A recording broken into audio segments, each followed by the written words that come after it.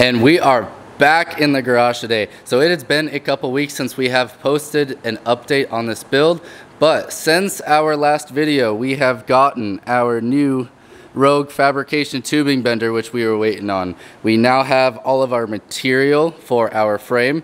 So this stuff in the back here, that is all DOM tubing, so drawn over mandrel. It takes a normal pipe, draws it over, a lot more precise in your dimensions, and it's going to be a lot stronger than your normal pipe as well. This stuff over here is some normal 1-inch tubing for some mock-up purposes. That way when we do some practice bends, we're not running our good DOM material. And then some 1-inch square tubing for some jigging that we're going to be doing.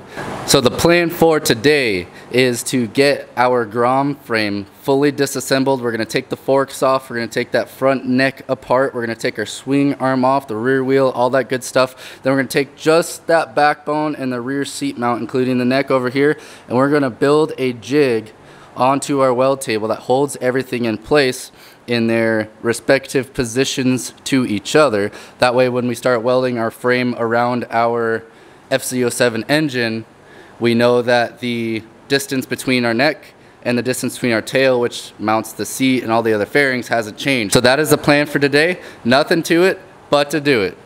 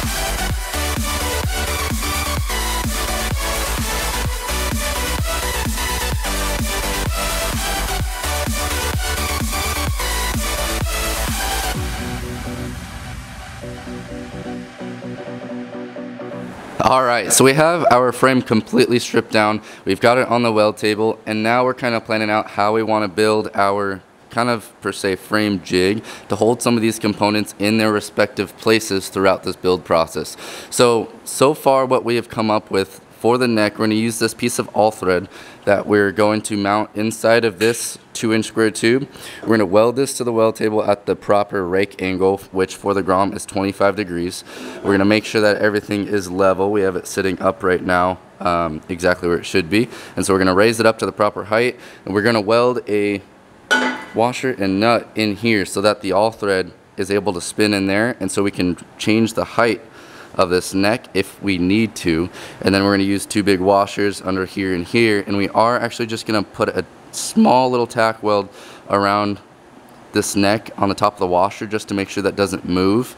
That way it's always going to be centered in that washer. I know most of the time actual frame jigs have like a cone that they put in here to center those, but we're not in the position to spend $300 to $600 on a specific frame jig for this. We're just trying to make it work with what we've got. So this is what we've got. So that's our kind of our plan for the front. We have all of our measurements that we took from the stock bike here, so we can tell that we measured from the top of this little tab here, we're 26 inches off the table. So that's kind of how we're going to set all of that. These are all of our other measurements. That way we know when we get it set up on the table, that's exactly at what the height was unsprung before. Unsprung as in it didn't have the weight of the engine or anything in there. So we're going to build at those heights. We took the measurements for the tail. And so we're going to mount the all thread into that 2-inch square tubing there. And for the rear, so let me backtrack for a second. We want to make sure that the neck and the tail don't change position to each other. So that way all of our stock plastics fit properly. So the tail section mount here, the tank plastics kind of cover over here, and that's where your handlebars will mount over there.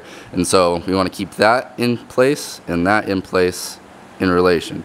So we have the neck mounted, and for the rear we're going to take these are 1/4 inch thick washers that we cut on the plasma table. We're going to take these, weld these to the frame nice and solid, and then these 1/2 inch bolts we're going to weld just inside of some 1 inch square tubing that's going to come down and be welded to the table. And so that way these are on threads as well with the washer and nut under here, so we can raise and lower the height along with the neck, and that should allow us some wiggle room if we need it and should keep everything in place. So once we have it all welded together and our jig set up, then we'll be able to cut the neck here.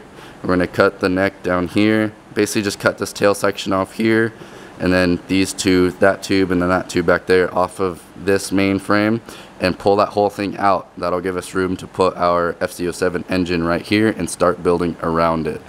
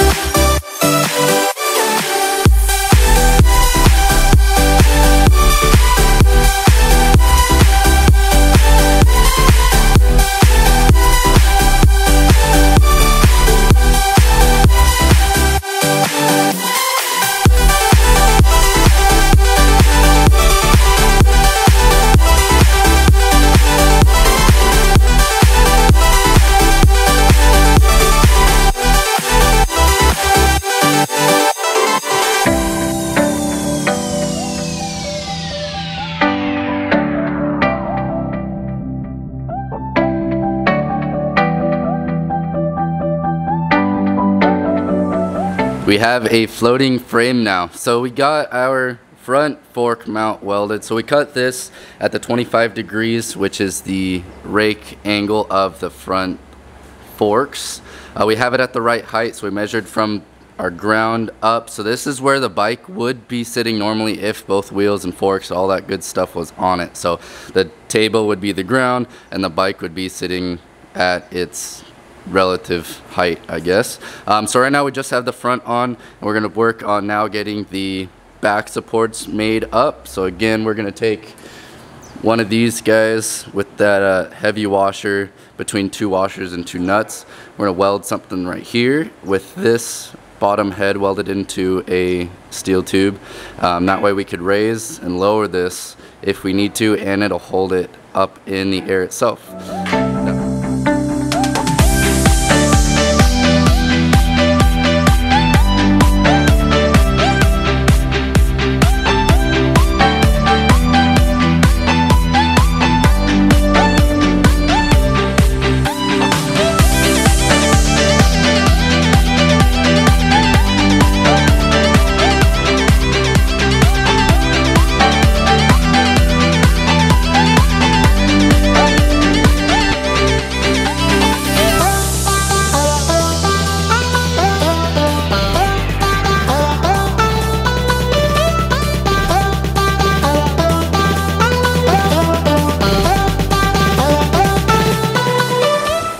And now our back is mounted as well. So we have our front fork mount with this all thread in the front.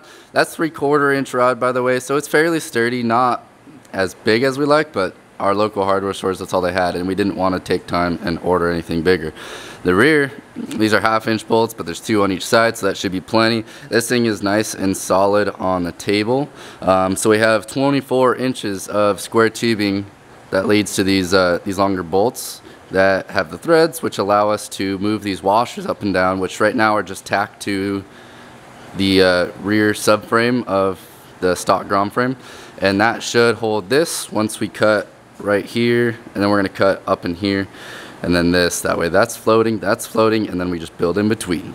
So this is only tacked right here, so we're going to go ahead and weld that out real quick, and then I think that's the point of no return. We're going to start cutting this thing into pieces. So that's kind of been a hurdle for us at this point, just because up until now, I mean, it is reversible, but now we're at the point we're going to start cutting it up, and there's no going back from here. So here we go.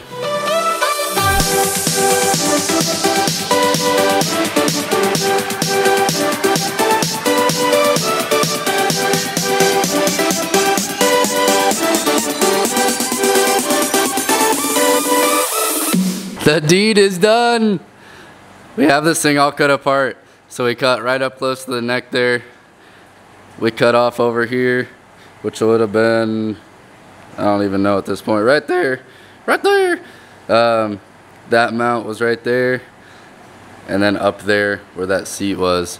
So we are all disconnected. That leaves us plenty of room to now slide our new engine in and start building. This is definitely one of the most nerve-wracking parts, because it's yeah, the point of no return. We're not coming back from this one.